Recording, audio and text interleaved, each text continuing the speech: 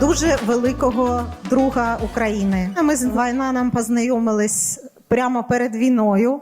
І він з нами от прямо з перших днів війни, він дуже нас підтримує. Це людина, яка представляє Берлін Груп.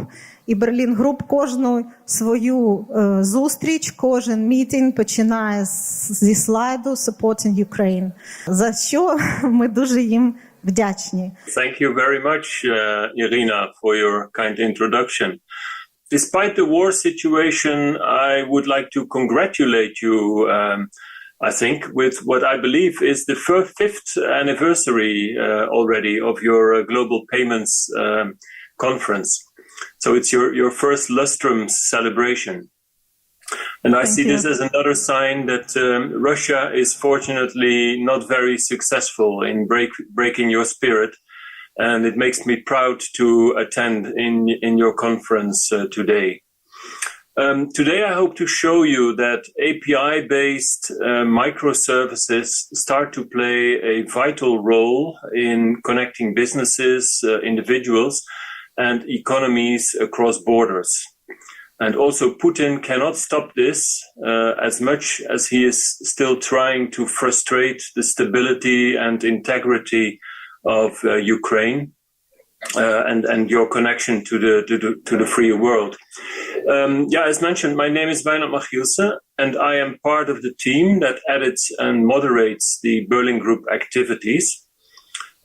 As a standards body, Berlin Group has worked on a range of payment topics, but since a few years, the open banking and open finance standards have become the core activity.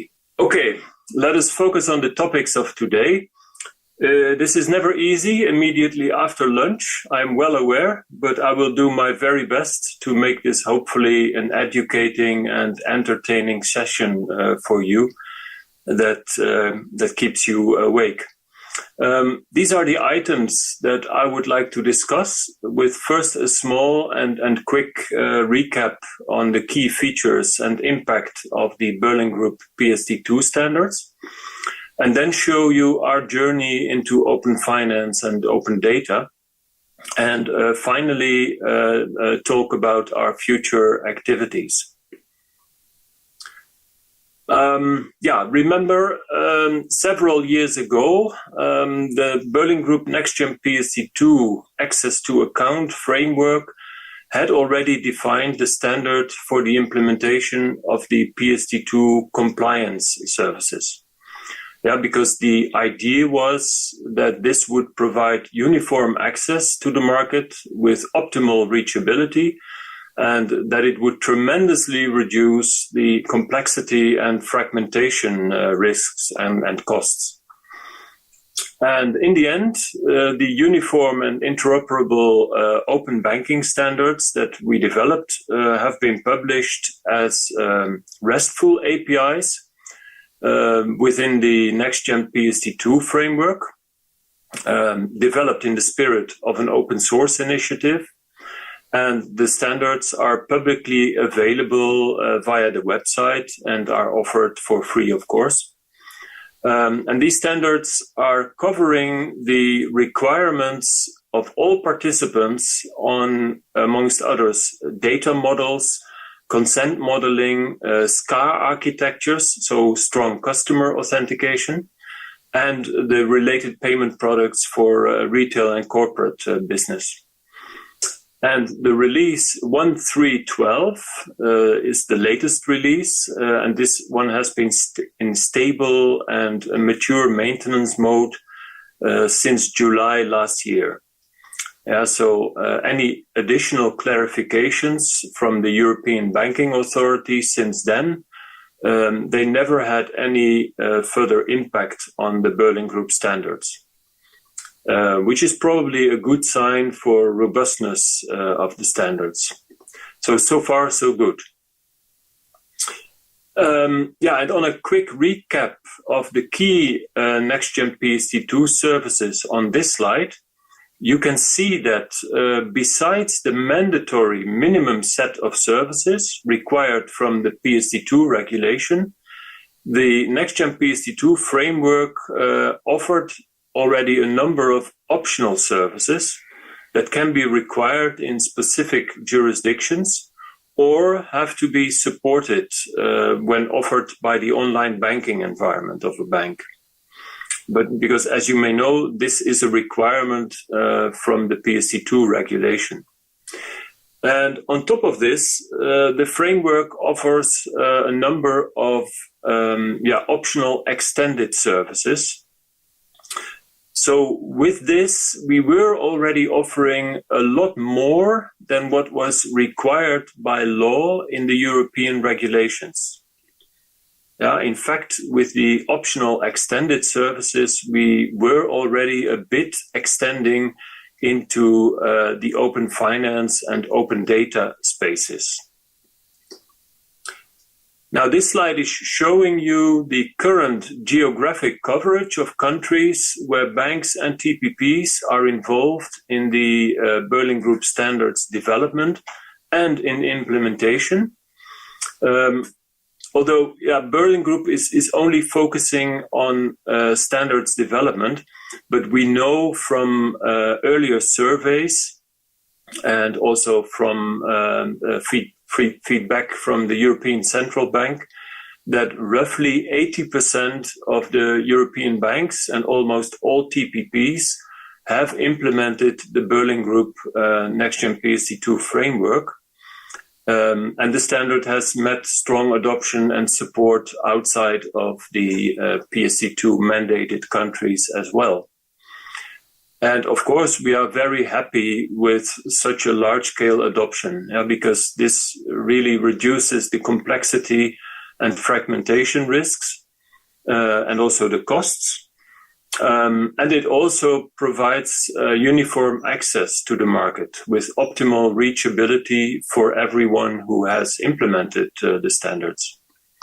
And in the end, this has, of course, the great benefit that cheaper, better and faster time to market services for bank customers are generated, which was, of course, an important objective of PSD2 in the first place. We are organized in a task force for the market supply side.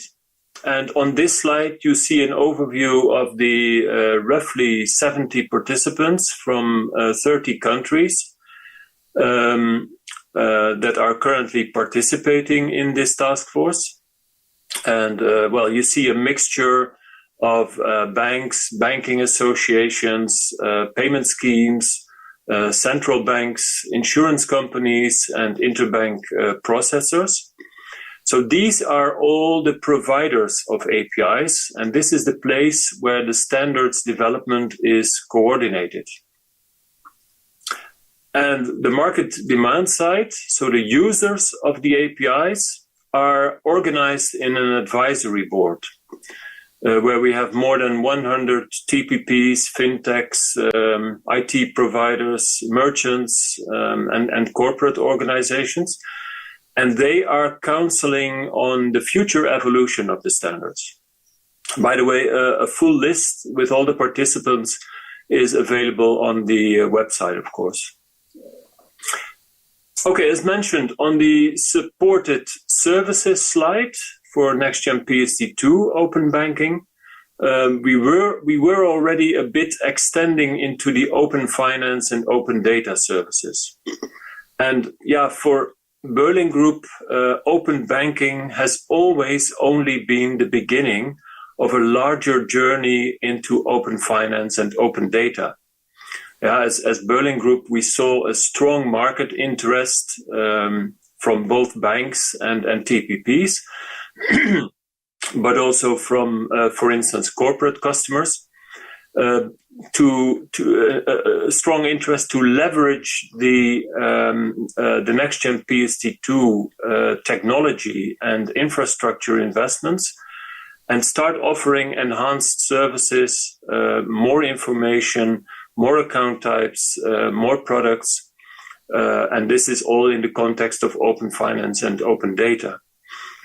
So together with the advisory board, we identified a lot of new opportunities and expectations in the market to expand the access of customers' financial data to broader data sources and additional account types. And in fact, we started to work on this already 2 years ago. So let us have a look at what is driving open finance and open data and how Berlin Group has anticipated this so far.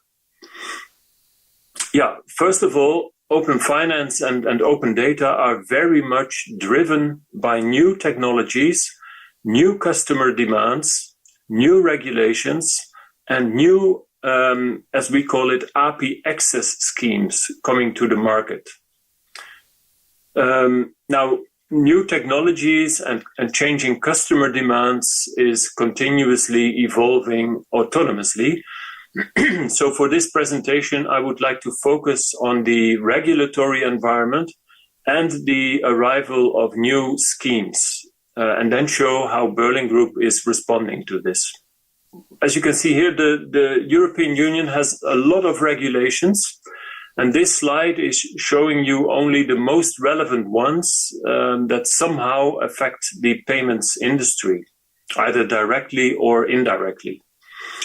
An important basis for the European Commission Open Finance Programme was provided by all the regulations in scope of the Common European Data Spaces, such as the Data Governance Act, the Digital Services Act, the Digital Markets Act, followed last year by a Data Act. But long before these acts came to the market, it started for us, of course, with PSD2, so the Revised Payment Services Directive. And soon after PSD2 entered into force, the European Commission already came with a digital finance strategy that emphasized the needs for open finance and open data. And well, in fact, 2 days ago, we saw the instant payments regulation being agreed between European Commission, European Parliament, and the Council of Ministers. And yesterday, they endorsed the eIDAS 2.0 regulation. So that is the regulation for electronic identification services. And in this regulation, there is an EU digital identity wallet who has been mandated. I think I will come back to this a bit later. So we have seen many big milestones this week. And in June, the Commission published new draft regulations for PSD3. And another one is called the Payment Service Regulation. And a third one is called the Financial Data Access Regulation, abbreviated as FIDA. And they published a draft Digital Euro Regulation. Of course, we have no time now to dive into the details of all these texts, and they are still draft, and it will take a few years before they really crystallize into something more tangible and meaningful. But at a meta level, all these regulations, they continue to prepare for the digital economy, in which payments is essential, of course, as a means to achieve efficient business trading. So together with instant real-time payments, with digital identity services, and possibly in the future also the digital euro, these open banking and open finance services are considered as essential components towards this digitalization of payments and data. And all these regulations have also in common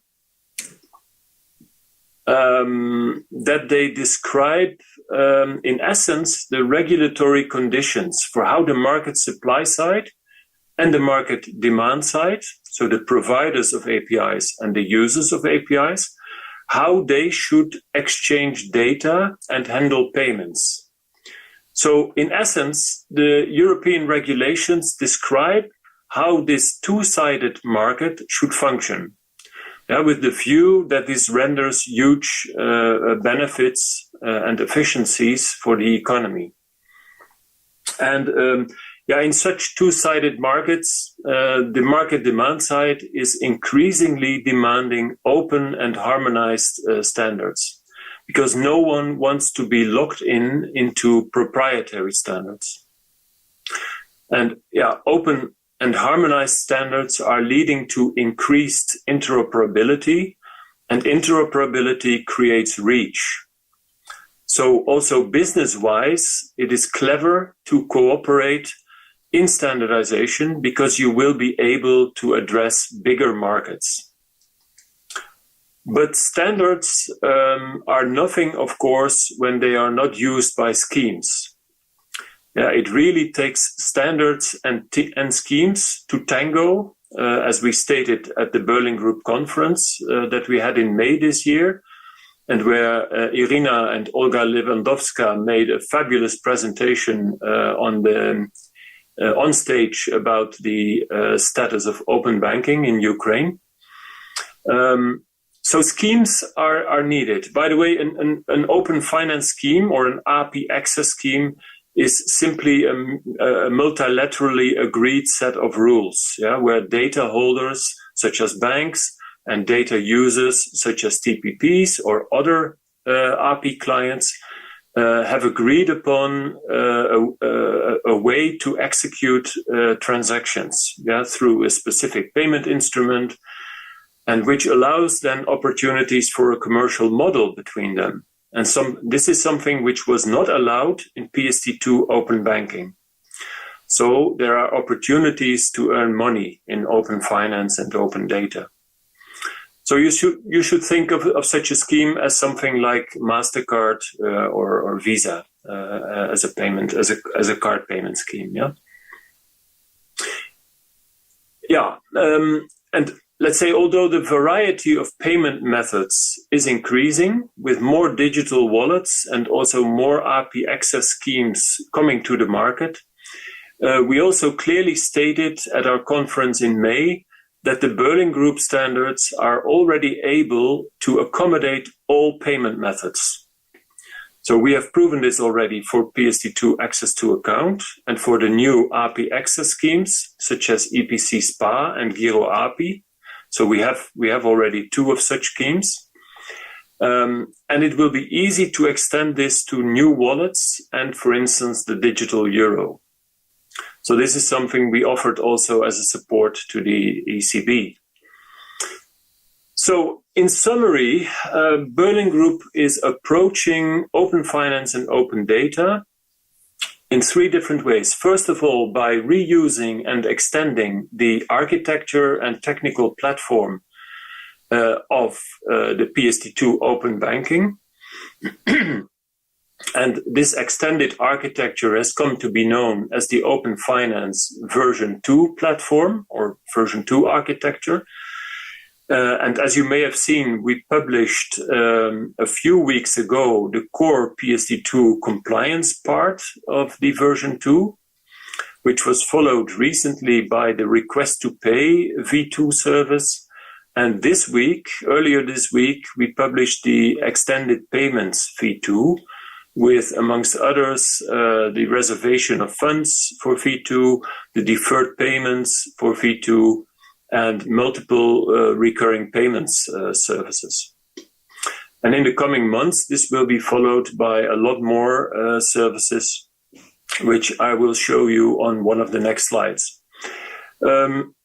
Second, we have stated from the very beginning that our open finance services will attune to the ambitions of the European Commission's digital finance strategy. And third, to any relevant future open finance schemes. And as I said before, there are now currently 2 of such schemes already in Europe. Giro API, which is starting from the German market, and the SEPA Payment Account Access Scheme, or SPA, which is being developed by the European Payments Council, EPC. And we can safely say that the Berlin Group standards are for 95% already completely finalized for both schemes. And in the coming weeks and months, we are finalizing the last details into the version 2 framework of the standards. Yeah, so the version 2 framework is really the framework for open finance and open data. And NextGen PSD2 was open banking, but is integrated into the version 2 framework. Regarding the schemes, it's also safe to say that the standards will be ready much earlier than the schemes, but I expect that the schemes will really start to work with implementations in the next year. Now, what should be very encouraging for the new schemes, and I've shown this slide at several occasions already before, is that both banks and TPPs are identifying a lot of new business opportunities with open finance as a leverage from the open banking architectures and investments.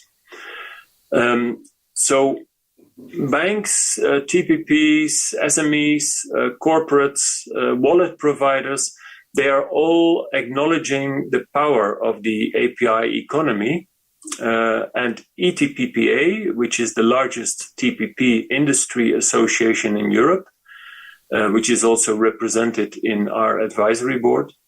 They are also actively participating in both the Giro API and the EPC SPA scheme definitions. So, yeah, while open banking in PSD2 was maybe sometimes mainly assessed as a compliance effort, this is really changing now with open finance and open data.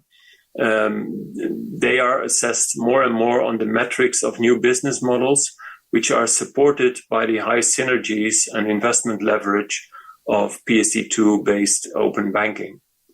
And this is explainable because, or understandable because the market sees opportunities to earn money, where this was not possible in the former PSD2 regulation. What the market is recognizing is that open finance is offering the infrastructure layer that enables all data offerings at the front ends.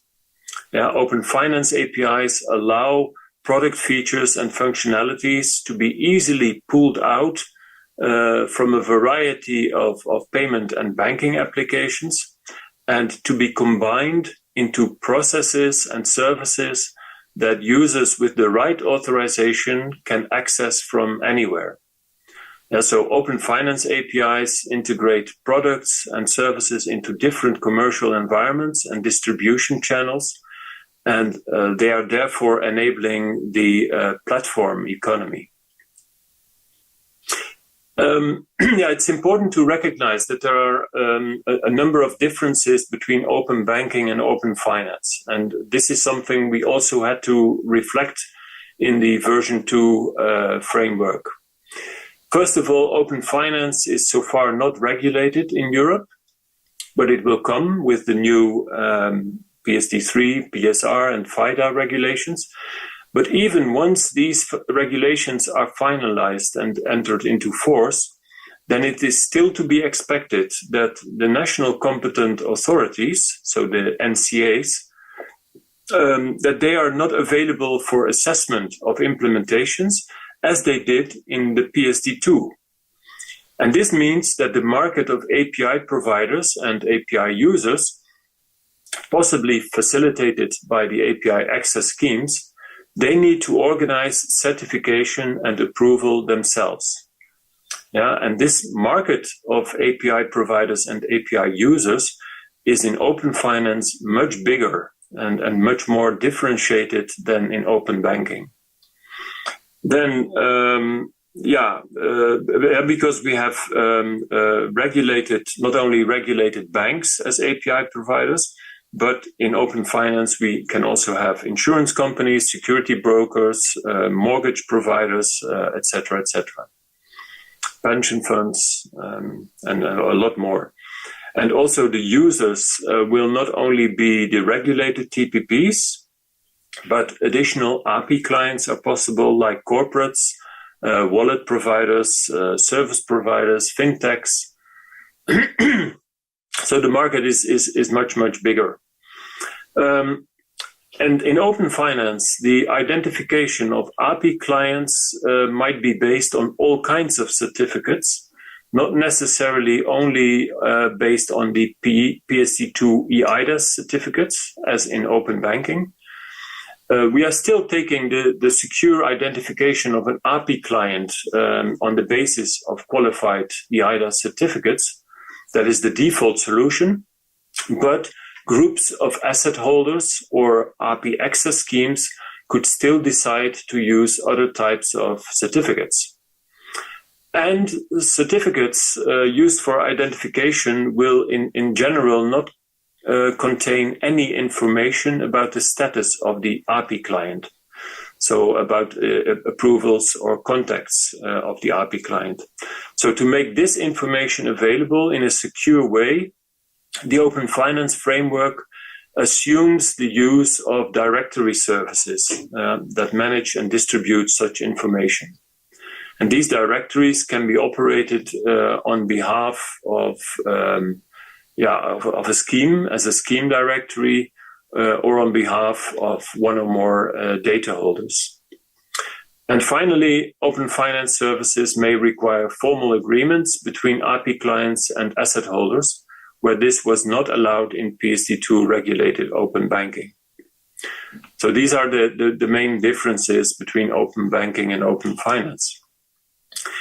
Now, with the expanded scope of open finance and open data, Berlin Group has changed the document structure of the version 2 framework, which makes the full set of documentation much better readable. As you can see, we are now distinguishing 3 layers in the documentation, starting with an easy entry introduction document.